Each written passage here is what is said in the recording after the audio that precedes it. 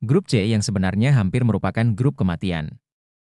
Tahun depan, peringkat FIFA Indonesia diperkirakan berada di kisaran 60. Komentar orang Korea, Indonesia naturalisasi lagi 2 pemain papan atas. Berikut ini komentarnya. Menarik sekali. Maroko mendatangkan pemain berbakat dari Eropa dan mencapai semifinal Piala Dunia 2022. Indonesia akan seperti Maroko.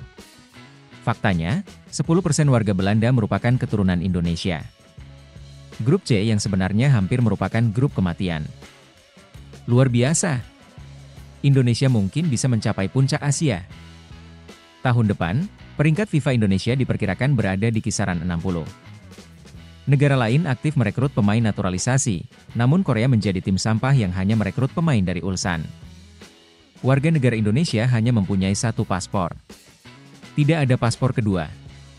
Jika Anda memegang paspor non-Indonesia, otomatis Anda kehilangan kewarganegaraan Indonesia. Korea juga harus segera melakukan naturalisasi Marvin Park dan Jens Castro.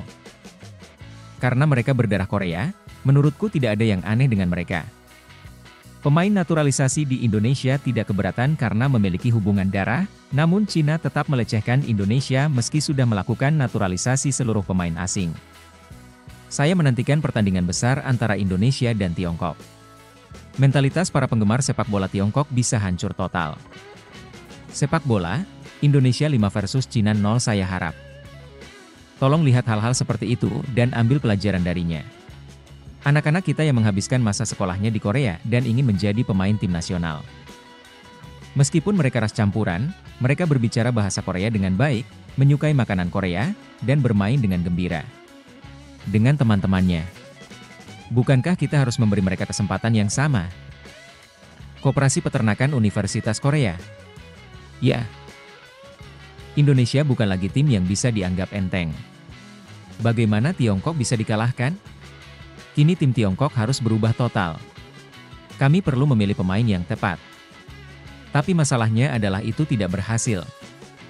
Indonesia sepertinya mempertaruhkan nyawanya untuk laga kualifikasi Piala Dunia kali ini, karena belum tahu kapan kesempatan seperti ini akan datang lagi. Tim Indonesia saat ini berada pada level yang tidak akan pernah bisa kalah dari Cina, baik pemain maupun pelatih. 5 tim Jepang, Australia, Arab Saudi, Bahrain, dan Indonesia akan bertarung sengit dengan 3 tim mereka sendiri. Gara-gara Belanda jadi grup maut paling parah. Tapi kenapa Cina yang berantakan? Entah sejauh mana Indonesia akan melawan Cina dan berapa lama akan bertahan melawan Jepang. Saya tidak peduli Indonesia bagus atau tidak, yang penting mereka harus menang melawan Jepang. Di Indonesia, dengan adanya operasi naturalisasi pemain asing, kini seperti melawan pemain Belanda dibandingkan pemain Indo. Kalau begitu, akan lebih mudah baginya untuk melatih. Jika dia melakukannya dengan baik, dia akan mencapai final Piala Dunia daripada kita haha. Kita juga bukan satu ras. Mari kita lihat lebih luas generasi kedua warga Korea perantauan. Kita punya banyak sumber daya pertahanan, tapi masalahnya adalah sumber daya ofensif kita. Tantangan terbesarnya adalah menaturalisasikan striker-striker bagus. Indonesia bakalan mencetak 2 digit haha. Tim Prancis sebagian besar berkulit hitam, tidak ada penduduk asli yang terlihat, dan sepertinya itu sepenuhnya tim Afrika. Tidak ada yang tidak bisa dilakukan Indonesia kecuali peraturan FIFA berubah. Saya rasa Cina versus Indonesia akan seru. Mari kita naturalisasi juga Marvin dari La Liga dan Jens dari 2 Bundesliga. Kedepan, kita tidak hanya melaju ke Piala Dunia, tapi juga menjuarai kompetisi Asia. Hari untuk bergabung tidak lama lagi. Indonesia, saya menantikannya. Tiongkok tidak bisa berkata apa-apa. Indonesia adalah pemain yang sangat berharga. Saya haus. Ini sedikit mengejutkan, meskipun demikian. Apakah kamu bangga? Sejauh mana? Terlalu parah. Mungkinkah kali ini mencetak lebih dari 10 gol melawan Tiongkok dan finish kedua di grup? Saya sangat menantikan pertandingan Indonesia-Cina.